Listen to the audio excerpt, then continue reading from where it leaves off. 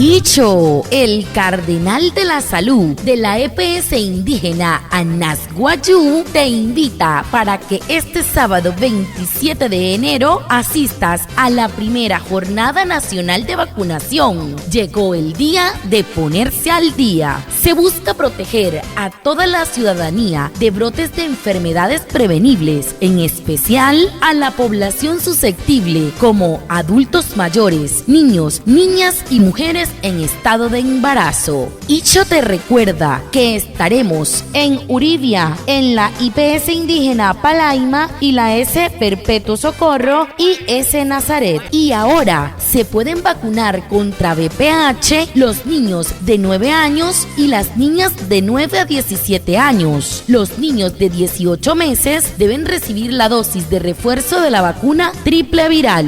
Icho te recuerda, las vacunas son gratuitas.